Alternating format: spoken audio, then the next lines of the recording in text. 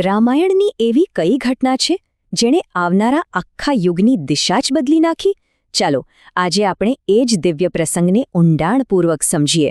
રામ અને સીતાના વિવાહની ગાથા. અને હા, આ માત્ર બે વ્યક્તિઓનું મિલન નહોતું. ના, આ તો ધર્મ, શક્તિ અને નિયતિનો ત્રિવેણી સંગમ હતો. તો સવાલ એ હતો કે એક દિવ્ય રાજકુમારી માટે એવી તો કઈ કસોટી હોઈ શકે જે એમના યોગ્ય હોય? વિચાર તો કરો. દેવી લક્ષ્મીના અવતાર સમાન ગુણોના ભંડાર રાજકુમારી સીતા, એમના માટે કેવો વર યોગ્ય ગણાય? એટલું તો પાક્કું હતું કે આ પસંદગી કંઈ સાધારણ તો ન જ હોઈ શકે. આના માટે તો એક એવી કસોટી જોઈતી હતી જે ઇતિહાસના પાનામાં કાયમ માટે અમર થઈ જાય. તો ચાલો આ કથાની શરૂઆત કરીએ. આપણે જઈએ છીએ વૈભવશાળી મિથિલા નગરીમાં. ત્યાંના જ્ઞાની રાજા જનક. આમ તો બધું બરાબર હતું, પણ એમને એક ચિંતા કોરી ખાતી હતી.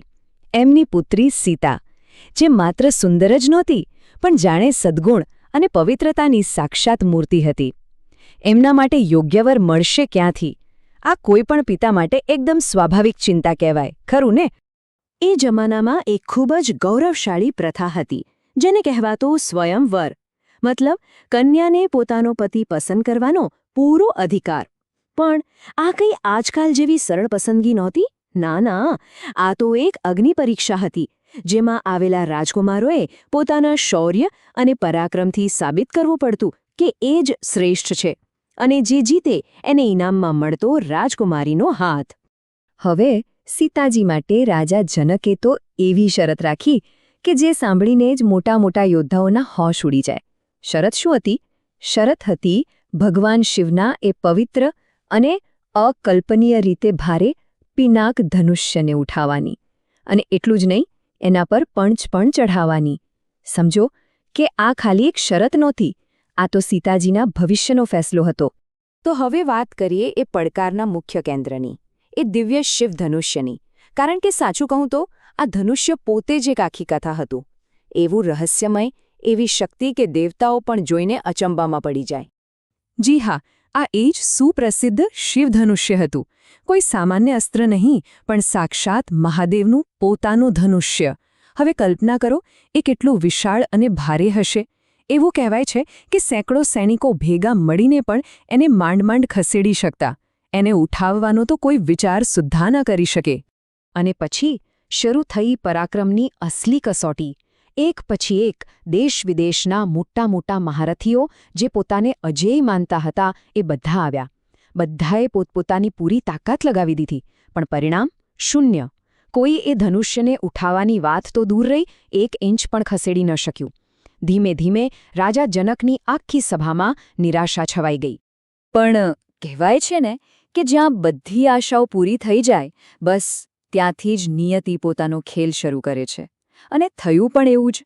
જ્યારે રાજા જનક સાવ હતાશ થઈ ગયા હતા, ઠીક ત્યારે જ સભાના દરવાજા પર 2 એવા યુવકો આવ્યા જે જાણે ઇતિહાસ બદલવા માટે જ જન્મ્યા હતા. એ હતા મહર્ષિ વિશ્વામિત્ર, અને એમની સાથે હતા અયોધ્યાના 2 તેજસ્વી રાજકુમાર રામ અને લક્ષ્મણ.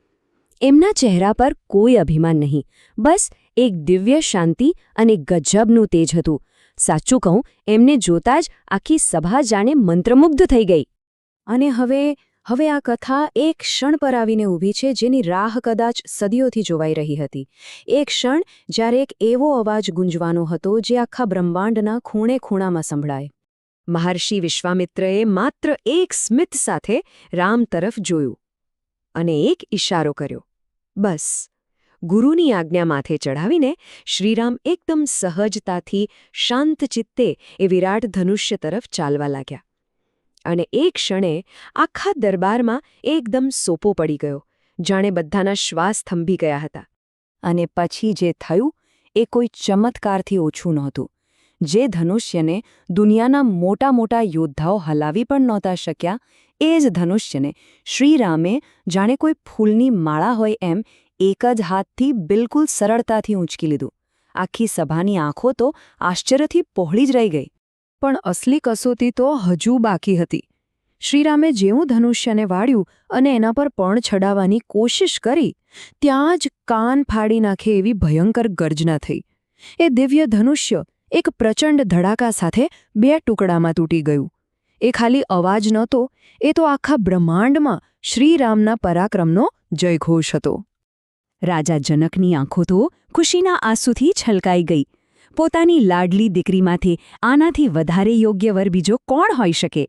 બસ તરત જ માતા સીતા હાથમાં વરમાળા લઈને આગળ આવ્યા અને એક સુંદર સ્મિત સાથે એ માળા એમણે શ્રીરામના ગળામાં પહેરાવી દીધી.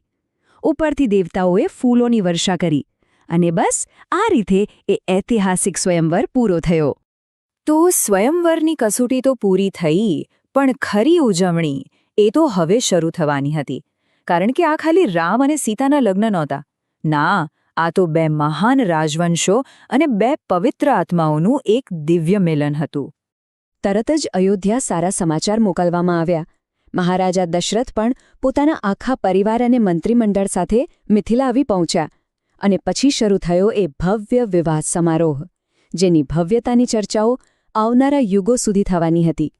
અને એ પવિત્ર દિવસે જુઓ, એક નહીં પણ 4 દિવ્ય જોડીઓ લગ્નના બંધનમાં બંધાઈ. રામના સીતા સાથે, લક્ષ્મણના ઉર્મિલા સાથે, ભરતના માંડવી સાથે અને શત્રુઘ્નના શ્રુતકીર્તિ સાથે વિવાહ થયા. આ રીતે મિથિલા અને અયોધ્યા એક અતૂટ સંબંધમાં બંધાઈ ગયા. પણ સવાલ એ છે કે આ આખી કથાનું મહત્વ શું છે? શું આ ખાલી એક જૂની વાર્તા છે? ના, આ પ્રસંગમાં એટલા ઊંડા સાંકેતિક અર્થો છુપાયેલા છે જે આજે પણ જીવનનો સાચો રસ્તો બતાવી શકે છે. સૌથી પહેલાં તો આ ઘટનાએ શ્રીરામની દૈવી શક્તિ અને એમના પરાક્રમને આખી દુનિયા સામે સાબિત કરી દીધું. બીજું, એ પણ પાક્કું થઈ ગયું કે સીતાજી જેવી અલૌકિક કન્યા માટે એમના જેવા જ ધર્મનિષ્ઠ અને શક્તિશાળી વરની જરૂર હતી. અને સૌથી અગત્યની વાત, આ ધર્મના પાયા પર બનેલું એક એવું પવિત્ર મિલન હતું જે આવનારે પેઢીઓ માટે એક આદર્શ દાંપત્ય જીવનનું શ્રેષ્ઠ ઉદાહરણ બનવાનું હતું.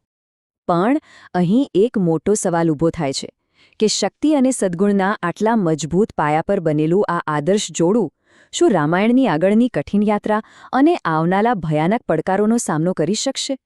કારણ કે યાદ રાખજો, આ દિવ્ય મિલન એ જ આવનારા ધર્મયુદ્ધનો પાયો બનવાનું હતું.